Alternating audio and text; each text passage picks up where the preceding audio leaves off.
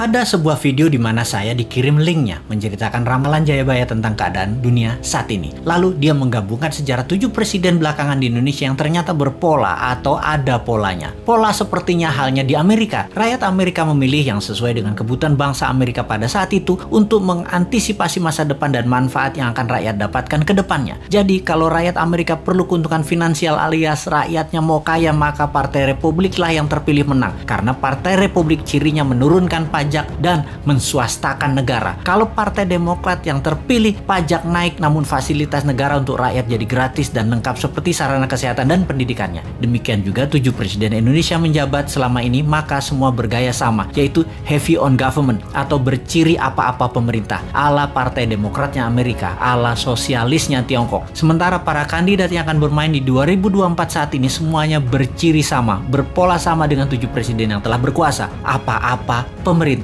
Hanya Bosman Sontoloyo yang punya konsep heavy on swasta atau menswastakan kegiatan membangun ekonomi terbesarnya dan menurunkan pajak konsepnya seperti Partai Republiknya Amerika. Untuk hal ini memang kembali ke masyarakat karena konsep menswastakan pemerintah belum pernah terjadi sebelumnya, atau mengikuti swasta terutama UKM dalam porsi besar lebih dari 80% ekonomi belum pernah terjadi sebelumnya dalam 7 pemerintahan yang telah berjalan. Selama ini memang tenaga kerja 96% diserap UKM, namun ekonomi UKM hanya 40% saja dari porsi ekonomi nasional. Sisanya adalah anggaran pemerintah dan oligarki. Sudah 7 presiden polanya ya seperti ini. Belum pernah UKM naik kekuatannya menjadi menguasai ekonomi ke 80% atau naik 100% dari sekarang, atau 2 kali lipat kekuatan ekonomi saat ini yang bisa membuat GDP per kapita naik dari $4.000 menjadi $8.000 dalam sekejap. Sungguh, kalau mau UKM menang, juga pajak turun. Ya tidak pakai siapapun yang mencalonkan di 2024 yang saat ini ada di etalase calon presiden. Tapi entah bagaimana, bangsa Indonesia apakah mau berubah atau tetap, ya belum tahu juga. Apakah efek corona yang meluluh lantakkan ekonomi saat ini dan mengambiarkan kesehatan masyarakat saat ini yang dikelola oleh pemerintah yang menjabat atau oleh masyarakat masih layak menjabat ke depannya di tahun 2024? Ya terserah rakyat. Jadi kita biarkan sampai 3 tahun ke depan aja. Kita lihat di tahun 2024 akankah memilih calon dari yang ada di etalase saat ini yang berciri sama dengan 7 presiden yang lalu, atau pilih calon-calon baru yang berciri baru bahkan beda seperti ala Sontoloyo misalnya. Tentunya bukan Bosman ya, dia mah nggak pantas, orang pedagang recehan dan provokator doang bisanya. Ciri presiden yang lalu-lalu adalah kuat hutang pinjaman dari negara lain. Dulu banyaknya ke IMF, sekarang malah 2, IMF dan Tiongkok. Dan nanti kalau yang jadi salah satu dari kandidat yang ada,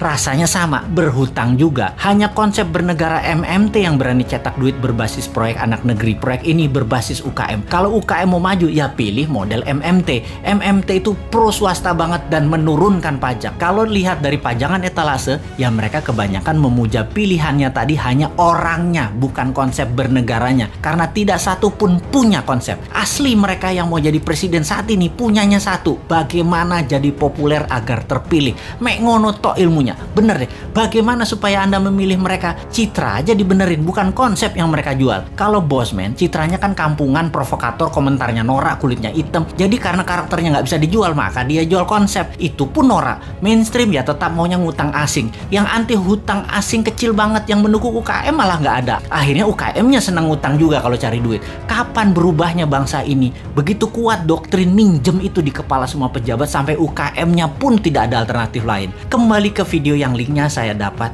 dan saya nonton, ternyata Satrio Piningit atau kesatria yang dipingit itu keluar ketika ada goro-goro atau malapetaka dahsyat menghancurkan negara dan dunia. Saat ini virus corona dianggap goro-goro. Lalu ketika goro-goro terjadi, ada kesatria yang suaranya saja muncul, wajahnya dan penampilannya dipingit tidak muncul, yaitu Bosman. Jadi kesatria yang dipingit tadi adalah kesatria yang terus-menerus memberikan arahan, solusi, dan sosoknya dipingit, diumpetin, yang penting pesannya tercapai. Lalu pola kepemimpinan nasional yang lengkap menjabat. Pak Karno itu Majapahit atau Jawa Timuran, Pak Harto itu Jawa Tengah atau Mataraman, Pak SBY itu Majapahit, Pak Jokowi itu Mataraman, dan Bosman itu Jawa Timuran Majapahit. Begitu pola penggantinya seharusnya. Abis Mataram ya Majapahit. Dan sekali lagi sahabat, kedua informasi terakhir itu lebih ngaco lagi sahabat dari MMT-nya Bosman dan pro swastanya Bosman. Wis, sekarang kita semua sing sehat, selamat, tinggikan imunitas dengan banyak guyon-guyon segar.